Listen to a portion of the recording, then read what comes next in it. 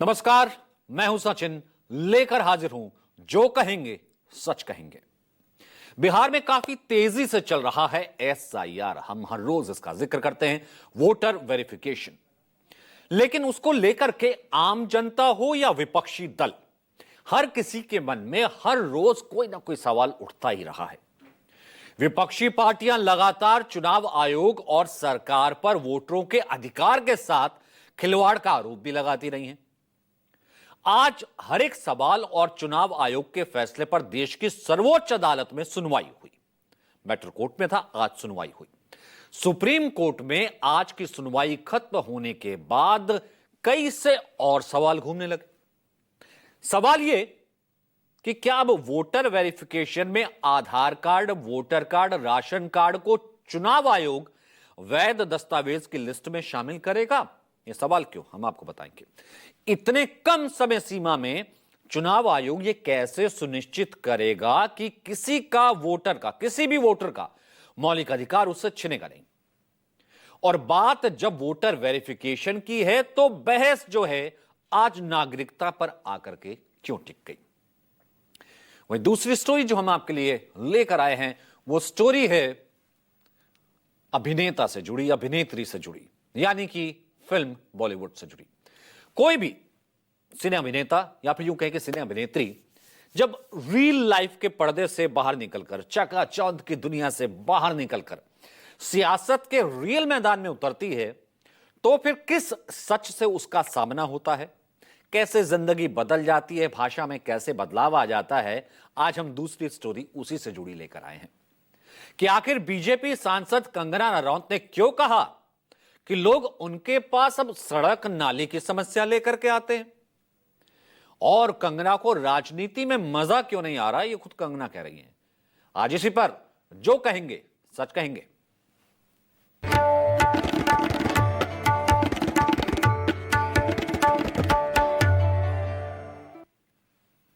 सबसे पहले बिहार, एसआईआर और फिर आज कोर्ट। बीते 25 जून से बिहार में वोटर लिस्ट में स्पेशल इंटेंसिव रिवीजन यानी विशेष गहन पुनरीक्षण का काम युद्ध स्तर पर चल रहा है। चुनाव आयोग काफी तेजी से काम को करवा रहा है, यह सुनिश्चित कर रहा है, अपडेट्स दे रहा है। बिहार में जब से यह प्रक्रिया शुरू हुई है तब से ही यह विवादों में घिरी है। आम आदमी से लेकर विपक्षी इंडिया ब्लॉक में शामिल तमाम दल इसके बहाने चुनाव आयोग पर लगातार हमलावर हैं। और जब से यह प्रक्रिया शुरू हुई तब से बहुत से सवाल भी उठ रहे हैं। आपको पहले 3 सवाल और उसके 3 जवाब बताते हैं जो आज इसका लेटेस्ट अपडेट आया।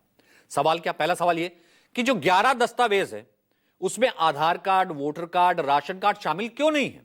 यह पहले दिन से उठ रहा है, पहला बड़ा सवाल है। दूसरा कि वोटर लिस्ट का वेरिफिकेशन हो रहा है या फिर नागरिकता तय की जा रही है, जिसका नाम नहीं होगा वो नागरिक भी नहीं रहेगा, यह बहस भी चल रही है। तीसरा बड़ा सवाल कि बिहार में वोटर लिस्ट में सुधार का काम इस वक्त क्यों है जब चुनाव बिल्कुल सिर पर है। तो इन तीनों सवालों का जवाब आज सुप्रीम कोर्ट में बहस के दौरान कमोबेश मिला। पहले सवाल का जवाब यह है कि सुप्रीम कोर्ट ने चुनाव आयोग को आधार कार्ड, वोटर कार्ड और राशन कार्ड शामिल करने का सुझाव दिया है। जब याचिकाकर्ताओं की तरफ से कहा गया क्यों नहीं है, तो सुप्रीम कोर्ट ने सुझाव दिया यह किया जा सकता है। दूसरे सवाल का जवाब यह कि सुप्रीम कोर्ट ने चुनाव आयोग से कहा कि आप वोटर लिस्ट बनाएं, वो आपका अधिकार है, नागरिकता तय ना करें। नागरिकता तय करना सरकार का काम है। तीसरे सवाल का जवाब भी मिला सुप्रीम कोर्ट के एक बयान से, जिसमें सर्वोच्च अदालत ने कहा कि समय सीमा सही नहीं है। हां, चुनावी प्रक्रिया है, उस पर हम रोक नहीं लगा सकते, वो अभी रुकनी नहीं चाहिए। सुप्रीम कोर्ट अब इस मसले पर अगली सुनवाई 28 जुलाई को करेगा। 21 तारीख को चुनाव आयोग इस पर काउंटर एफिडेविट देगा, लिखित में अपना बयान देगा, उसके बाद 28 को इसकी सुनवाई होनी है। अब देखना यह है कि ये किस तरीके से फाइनल नतीजे तक पहुंचता है। आज क्या कुछ हुआ ये देखिए। आधार कार्ड, उनका कहना था कि आधार कार्ड एकमात्र को बेसिस माना जाए कि वो वोटर हैं, इलेक्टर हैं। लेकिन माननीय अदालत ने कहा कि इलेक्शन कमीशन चाहे तो वोटर आधार कार्ड और जो वोटर आईडी कार्ड है वो प्लस राशन कार्ड को कंसीडर कर सकती है। तीन और डॉक्यूमेंट्स को कंसीडर करने हाँ, कर सकती है। इलेक्शन कमीशन चाहे तो रीजंस दे करके उनको रिजेक्ट भी कर सकती है, लेकिन आज के आदेश में कि वो कंसीडर कर सकती है। जाहिर सी बात है, काउंटर एफिडेविट आएगा तो 21 को जब दे रहे हैं तो उसमें लिखना पड़ेगा। जब सुझाव दिया है सुप्रीम कोर्ट ने तो हां या ना में, अगर या फिर तर्क जो है वो भी आएगा। दरअसल सुप्रीम कोर्ट ने आज विपक्षी दलों के सांसदों, सोशल एक्टिविस्ट और एनजीओ की ओर से जो तमाम याचिकाएं थी उस पर सुनवाई शुरू की। इस सुनवाई के दौरान वैलिड दस्तावेजों की लिस्ट में आधार, वोटर आईडी और राशन कार्ड को शामिल करने की मांग के मुद्दे पर बहस के साथ ही नागरिकता का मुद्दा उठा। सुप्रीम कोर्ट आधार कार्ड को पहचान पत्र के रूप में मान्यता न देने को लेकर चुनाव आयोग के फैसले पर सवाल उठा रहा है, जिसके बाद चुनाव आयोग ने भी अपनी दलील दी। अदालत में कैसे दलील पर दलील दी गई, यह भी सुनिए।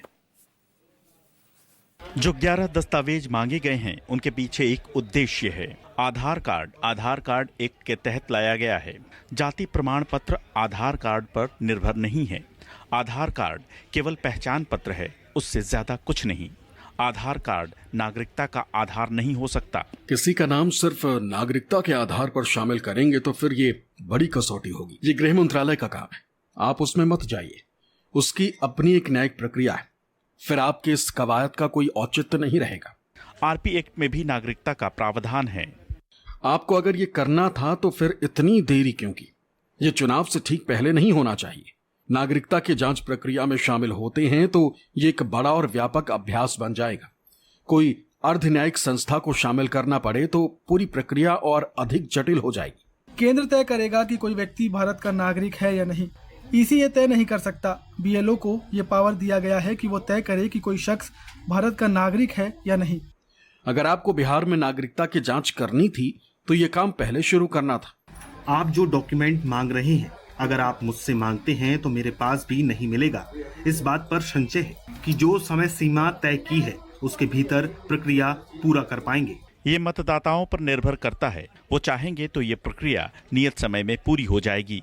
फिर एक काम करिए, हम इस मामले की सुनवाई कोर्ट खुलने के बाद करेंगे। तब तक आप ड्राफ्ट लिस्ट पब्लिश नहीं करेंगे। ये भी अपने आप में बहुत बड़ी बात है। तब तक आप कोई ड्राफ्ट लिस्ट जो है वो पब्लिश नहीं करेंगे। सुप्रीम कोर्ट में चुनाव आयोग के विशेष गहन पुनरीक्षण के खिलाफ याचिका दायर करने वालों में एक नाम पॉलिटिकल एक्टिविस्ट योगेंद्र यादव का भी है। सर्वोच्च अदालत के सुझाव के बाद योगेंद्र यादव ने इसे वोट बंदी के खिलाफ लोकतांत्रिक लड़ाई की पहली सफलता कहा। योगेंद्र यादव की माने तो एक हिसाब से सुप्रीम कोर्ट ने चुनाव आयोग के फैसले पर स्टे लगा दिया। सुनिए।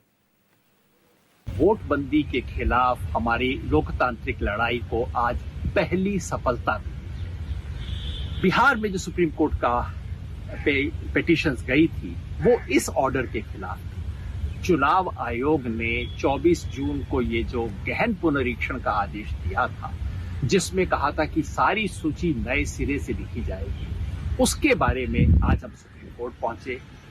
एसोसिएशन फॉर डेमोक्रेटिक रिफॉर्म और पीयूसीएल जैसी नागरिक संस्थाएं पहुंची, मुझ जैसे नागरिक भी पहुंचे और तमाम पॉलिटिकल पार्टियां पहुंची, इस उम्मीद में कि हमें उन सवालों का जवाब मिलेगा जो पिछले 3 हफ्ते से हम पूछ रहे हैं और चुनाव आयोग दे नहीं रहा है। चुनाव आयोग की तरफ से बीजेपी वाले बोल रहे हैं। और दूसरा कि इस प्रक्रिया पर किसी तरह की नकेल लगेगी। और दोनों ही चीजों में आज हमें सफलता प्राप्त हुई। सुप्रीम कोर्ट ने फैसला किया कि अगला कदम उठाने से पहले उन्हें सुप्रीम कोर्ट के पास वापस आना पड़ेगा।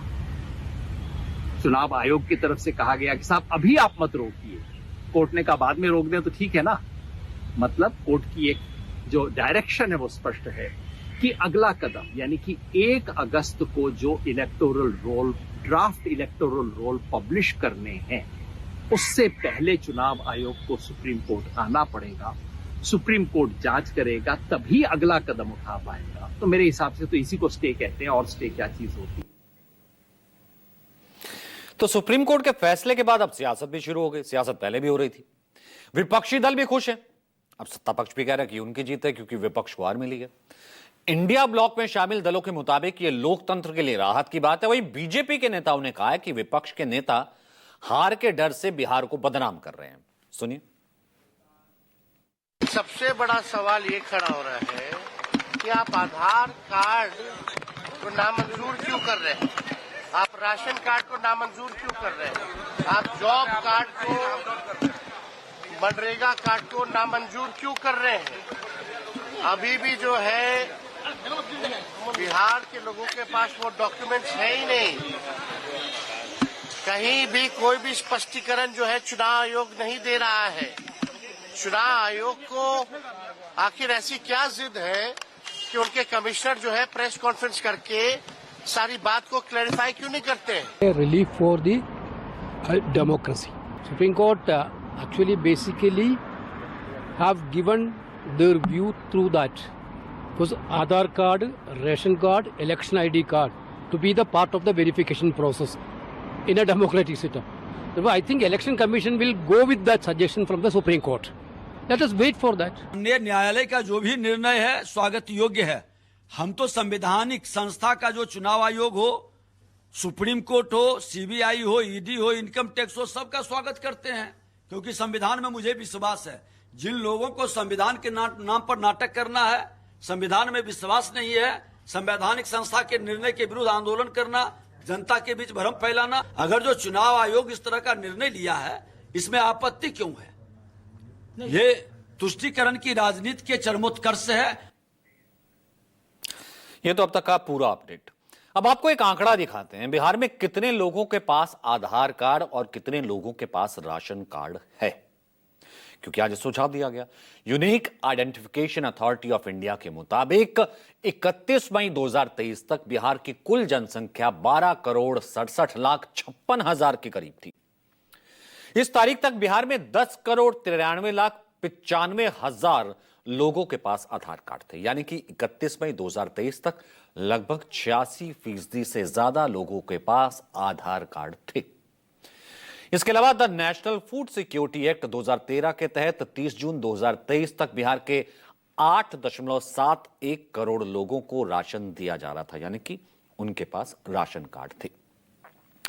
तो सुप्रीम कोर्ट में दलीलों और विपक्ष के आरोपों के बीच बिहार के अलग अलग हिस्सों में वोटर वेरिफिकेशन का काम लगातार चल रहा, वो नहीं रुका। आपको कटिहार के लोगों की जुबानी सुनाते हैं कि किस तरह उन्हें परेशानी का सामना करना पड़ रहा है या नहीं करना पड़ रहा है, क्या वहां पर ग्राउंड रियलिटी है, क्या हालात है। चलिए चलते हैं। वो जो मतदाता गहन निरीक्षण वाला जो फॉर्म है, मिला आप लोगों को? जी हाँ, मिला। भर दिए? भर दिए।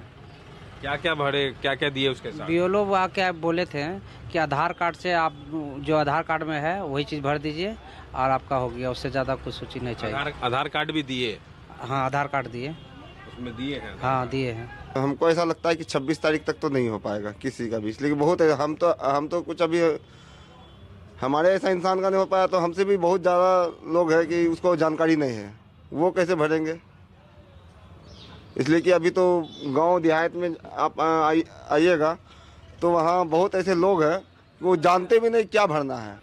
जी नहीं, फॉर्म तो अभी मुझे मिला नहीं है, लेकिन इसके बारे में जानकारी प्राप्त हुई है कि बीएलओ वार्ड बाय वार्ड जाकर के जो है गहन मतदाता पुनरीक्षण का कार्य कर रही है। और इसमें जो भी मतलब नीड थी पहले डॉक्यूमेंट्स की, अब वो नीड नहीं है, लेकिन अब आसानी से जो है किया जा सकता है। जी नहीं, अभी नहीं भरा गया है। क्या जानकारी है उसमें? कैसे जानकारी बोला जा रहा है इसमें कि आवास लगेगा, आधार कार्ड लगेगा, ये सब बोला जा रहा है। पहले जो हम लोग जाते थे वोटर के पास तो बहुत बाधाएं आती थी।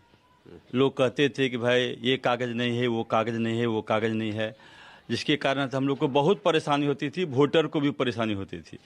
लेकिन ये सरकार के द्वारा जो है कहा गया कि अब जो है ये गणना प्रपत्र भरने में कोई भी प्रमाण पत्र की ज़रूरत नहीं है। उसके बाद जो है हम लोग को जो है बहुत आसान हो गया है प्रपत्र भरने में।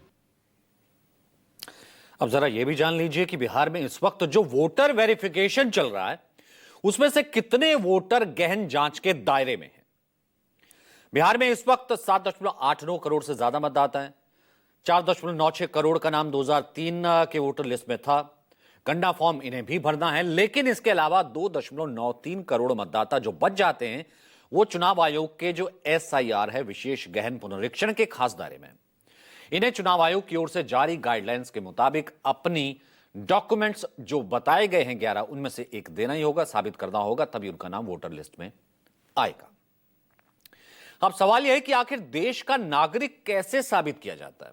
यहां नागरिकता की बहस आई जैसे वहां पर आज हमने देखा कि कपिल सिब्बल कह रहे थे कि आप वोटर लिस्ट में शामिल करने का काम कीजिए, नागरिकता का काम तो सरकार का है। ये होता क्या है, नागरिकता कैसे? इसका सुप्रीम कोर्ट में दलीलों के दौरान मुद्दा उठा, हमने आपको पहले दिखाया। आपको बताते हैं कि भारत का नागरिक बनने के लिए क्या प्रावधान है। संविधान लागू होने के बाद भारतीय नागरिकता हासिल करने, इसके निर्धारण और रद्द करने के संबंध में नागरिकता अधिनियम 1955 एक विस्तृत कानून है, डिटेल्ड कानून है। यह अधिनियम भारत में एकल नागरिकता का प्रावधान रखता है, एकल, सिंगल।